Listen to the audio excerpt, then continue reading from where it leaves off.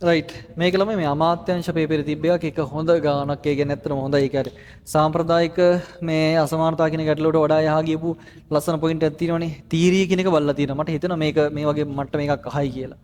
ඒතර y සමානයි a වතාවක් x ධන b ගත්තට පස්සේ ධන c මෙවන ඔක්කොම පැහැදිලි වලට කතා කරලා තියෙන නිසා මම වැඩිපුර මේක කියන්න යන්නේ නැහැ. දැන් සාමාන්‍යයෙන් මෙන්න මේක ප්‍රස්තාරේ බලන්නකෝ. මේ ප්‍රස්තාරේ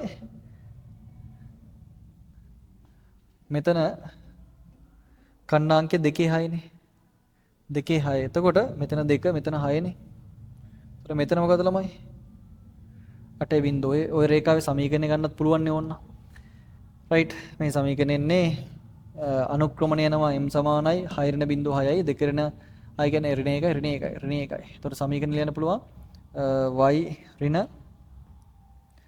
6 නේ මේක y ඍණ බිංදු බෙදීම x ඍණ 8 සමාන ඍණ 1යි. එතකොට y සමාන ඍණ x ධන 8යි. එතකොට y සමාන ඍණ x ධන 8 තමයි මෙයා මෙහෙම යන ප්‍රස්ථාරය. නිකම් මේ කරන්නේ ඕනේ නෑ ඒක 8යි. එතකොට එතන 8යි නම් 6යි 2 8යි මෙතන 4යි. රයිට් ඒකත් ඔන්න හදමු. මේ සමීකරණය ගන්න පුළුවන් කොහොමද? y ඍණ 6 බෙදීම x ඍණ 2 සමාන ඍණ 1යි. මේව කරන්න ඕනේ නෑ. එතකොට y ඍණ 6 සමානයි ඍණ x ධන 2. එතකොට y සමාන ඍණ x ධන 6 1 මෙතන 8යි.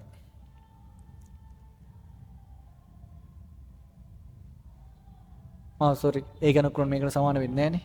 මේක විතරයි අනුක්‍රම මේකට සමාන වෙන්නේ නැහැ නේ.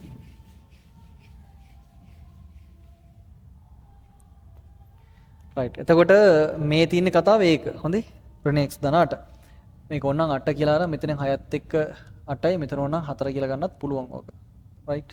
මේ සමාන වෙන්න මේ අනුරූප ප්‍රස්ථාරණ යන්නේ. ඒතර ඕනනම් මේකේ සමීකරණ ලියන්නත් පුළුවන් දැන්. හරි ඒක කරන්න ඕනේ ඔහොම තියන්න. ඊට පස්සේ දැන් මේ කතාවේ අර්ථ දැක්වීම මේක කරන්න ඕනේ නැහැ. මම නිකන් කරේ හොඳේ. නිකන් කරේ. එතකොට මේ කතාවේ ඇතුලේ අර්ථ දැක්වීම කියන පොයින්ට් එක හිතන්නකො ළමයි. දැන් සාමාන්‍යයෙන් මේ ප්‍රස්ථාරයක අපි මෙන්න මෙතන බිඳුවක් වෙන තැනනේ හැරුම් ලක්ෂ්‍ය තියෙන මෙන්න මෙතන මේ 2. එතකොට මේ තියෙන ඇත්තට මොකද්ද?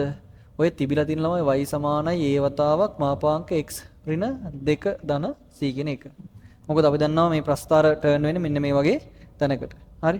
එතකොට මේක අපි අර අර්ථ දක්වනකොට මේ ලස්සන පොයින්ට් එකේ x සමාන 2 කියන එක මෙතන දාන්න. 2ට වඩා වැඩි එකේ x සංගුණික ධනයි නම් මේක ධනයි. සහ ධන a වතාවක් x ඍණ 2 ධන c අපි පිළිගන්නවා. x ගේ සංගුණිකය මේ පැත්තේ 2කට වැඩියෙන් ධනයි. ඍණයි නම් අපි පිළිගන්නේ මෙයාගේ මේ පැත්ත. නේ? එතකොට මෙයාගේ ඍණාගය ඍණ a වතාවක් x ඍණ 2 ධන c. මේක සුළු කරාම ඉන්නේ මොකද ළමයි? ax ඍණ 2ක් a ධන c. මේ පැත්තේ ඉන්නේ මොකද්ද? ඍණ ax ධන 2ක් a ධන c.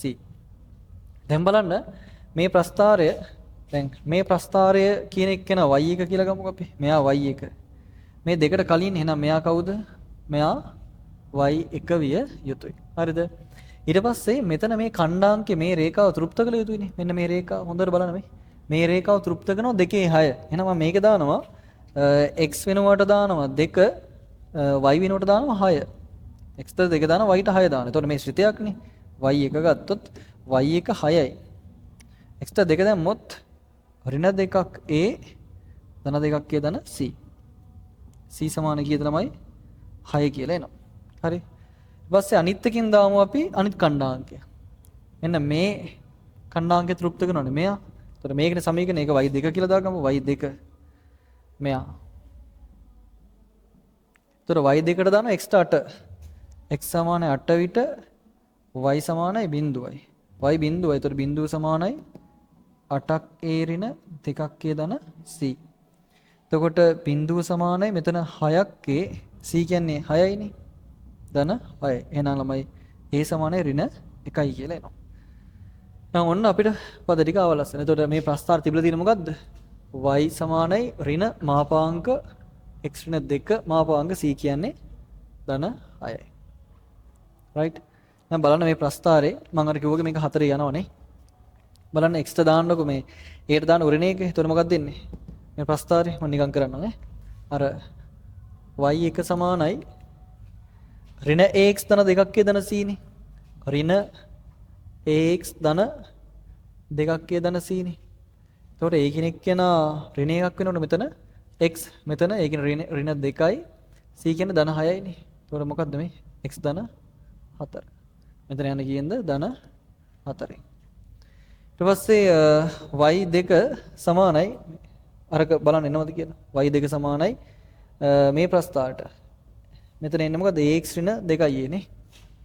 ax න දෙකක් a ධන c මේ මෙච්චර දේවල් කරන්න ඕනේ මම පැහැදිලි කිරීමක් කරන්නේ කාරණා නිකන් පොඩි වලට වැඩිපුර විස්තර ටිකක් කරනවා ඍණ 1යි එතකොට ඍණ x ධන 2 ධන c කියන්නේ 6යි නේ ඒතර බලන්න ඍණ x ධන 8යි අර සමීකරණය ආවනේ අපිට නේ ඍණ x ධන 8 කියලා මේ ඔන්නෝම වැඩ ටික කරගන්න පුළුවන් හරි සාර්ථකයි කියන මෙච්චර වැඩක් කරන්න නෑ අර abc හොයන්න විතරයි තියෙන්නේ එතකොට මෙතන අපිට ගන්න පුළුවන් මොකද්ද a සමාන ඍණ 1යි b සමානයි ඍණ 2යි c සමානයි 6 කියලා ලකුණු 15ක වලට t.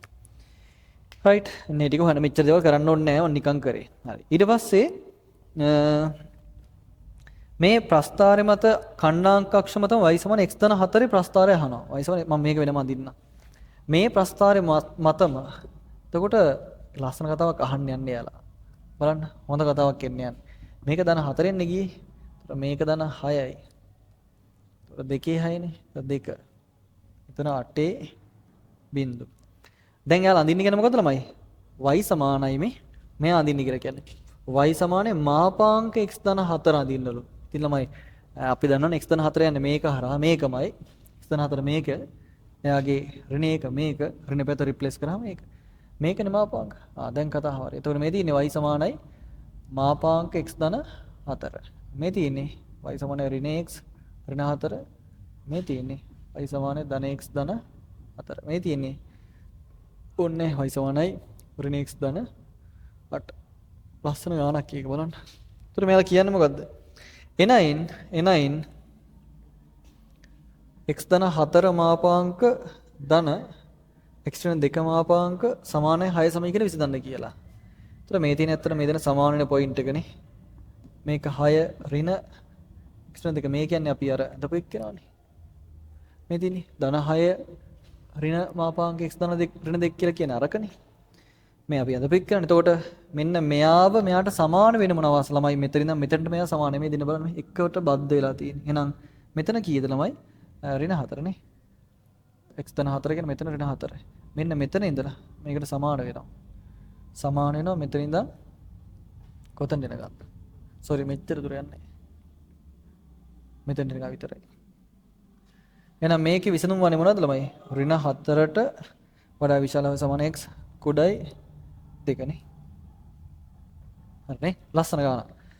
බලා ගන්න හොඳට අර තියරිය අහලා තියෙනවා. මේ තව එකපාර බලා ගන්න. තියරි මට්ටම සෑහෙන ලස්සනට එතන විවරණය කරලා තියෙනවා. මරු.